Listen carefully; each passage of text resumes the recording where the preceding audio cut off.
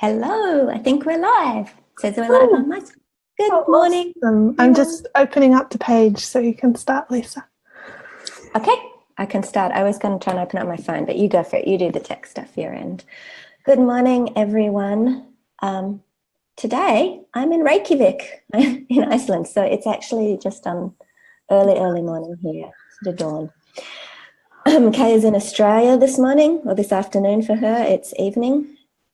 So we're spanning the globe today.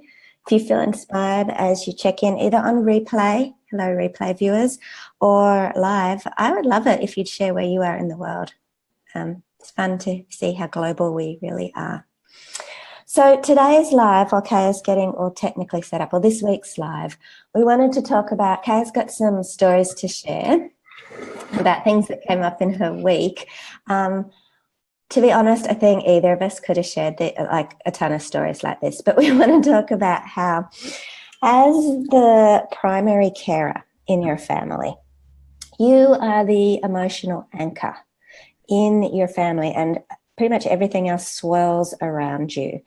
And you can see that happening when you start to get into a real funk. You can watch your kids and the dynamics and the relationships in the family all start to follow you down that path, and you'll bounce off each other and escalate. And when you lose your center and you lose your groundedness and you don't pay any attention to your energy, that just starts to escalate, and your children just kind of bounce off the walls and you bounce off the walls and everything goes pear-shaped. So that's like the broad theme is, what does it mean to be the energetic anchor of your family? And how can you, if that is one of your roles and it is a primary role, then what do you need to do to work with that understanding, to be within that role? And there's a couple pieces that we want to talk about, that the management of your energy, of understanding your energetic state and working out how to ground it and clear it and be with it, and all the pieces that you need to do, have awareness around it, is a crucial bare bones piece of the work that you do as a mother.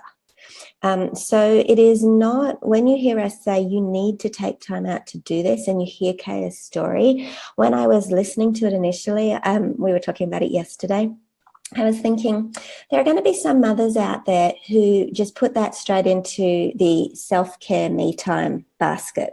This is not what we're talking about. What we're talking about today is not self-care in the broad sense of the word. It is care of self, it's care of your energetic state, but it is with the purpose of being able to fulfill your role as the emotional anchor in your household and shifting all the relational energy that's going to show up in your day.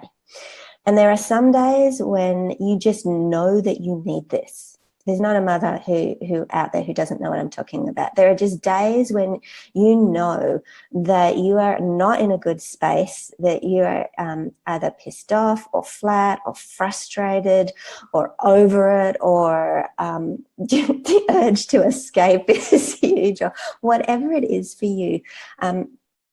You as the emotional anchor are going to be anchoring the rest of the family. So the energetic state that you bring to the household is extremely important. And in terms of the law of energy, the strongest energy is going to win. And when you're the mother in the household, you also have the energetic anchoring role. So that kind of double boosts your capacity to influence the energy that's going on around you. And I'm not talking about with your words or your actions. I'm just talking about a state of being. Like, in fact, I would say our children often mirror our energetic states back to us, sometimes even before our own awareness of our own internal state kicks in. Yeah. So our kids will start going, like, being really grumpy or being really unreasonable or being really high energy or pinging around off the walls or whatever it is. And often when we check in, they're actually already being affected by us as that energetic anchor and mirroring our states back to us. Sometimes they're even on it more than our own self-awareness is, depending on where we sit with our awareness of our own energy.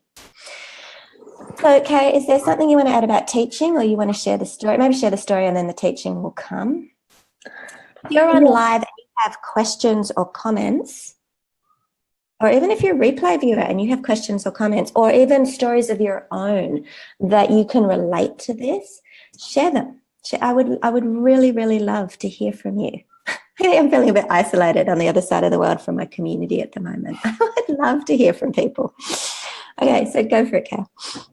Yeah, so something else I just wanted to add, I guess, in the teaching that I really noticed with my experience that happened yesterday that I want to share with you is how important and powerful it is to take time and space away for yourself. Even though, and I know mums with really little kids immediately say, I can't do that.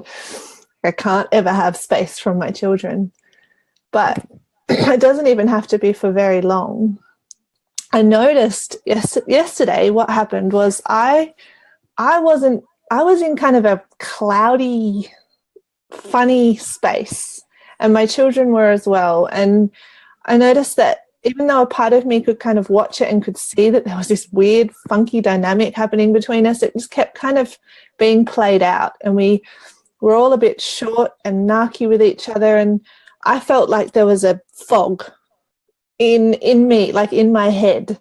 And I just couldn't quite get into like a sense of flow with my children and in our dynamics and within myself. And I noticed for a while I was like trying to come into a better space while relating with them and in the thick of it, like which there's value and importance in that as well, in like in the moment, just checking in with yourself and like in the moment doing tiny little things. But it kept becoming more and more apparent to me, and I was ignoring it for a while, that I needed to just go and take like clear, solid space to myself. I needed to step out of the house and go out on the ground, on the earth. Another thing I realized was, it came to me that like being grounded on the earth, having my bare feet on the earth, ended up actually lying fully on the earth, like with my whole body on the earth, to just kind of do this mini reconnection meditation. I realized how important that is and how often we don't do that. How powerful that is for mothers.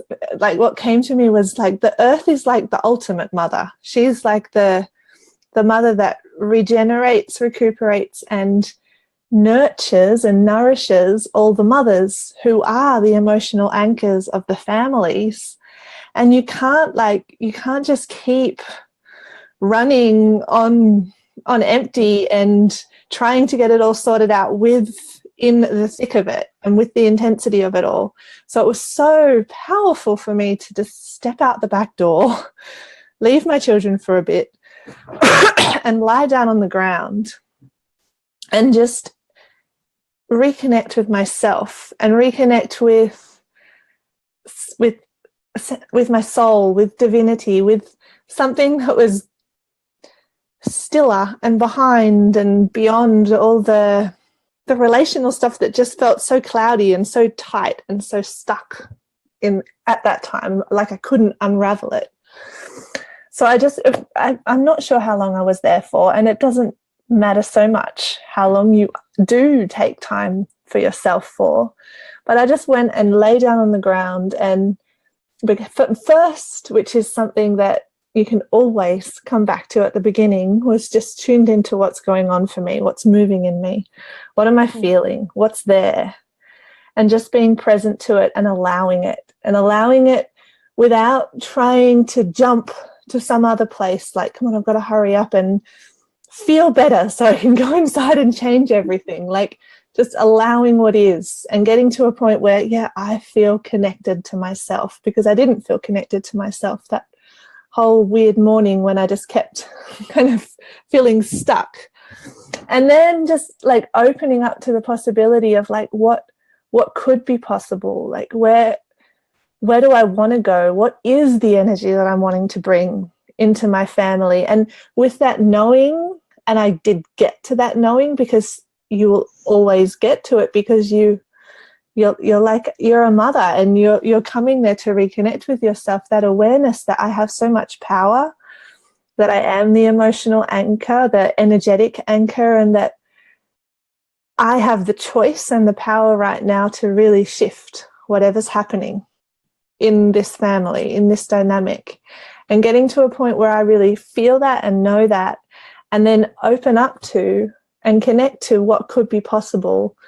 And I didn't step back into the house until I felt really connected, really grounded. And I noticed a bit later on that sometimes maybe I still had a little bit of fuzziness, but like I was in a space where I was ready. And as soon as I stepped back in the house, the energy was different. And I had so much more space and choice around relating with my children. And it was just kind of like, it was powerful for me to remember that as soon as I change, the whole family changes, even if it's subtle, even if it's just like on an energetic level, it immediately happens. Like, mothers are powerful as long as we remember that and we take that space.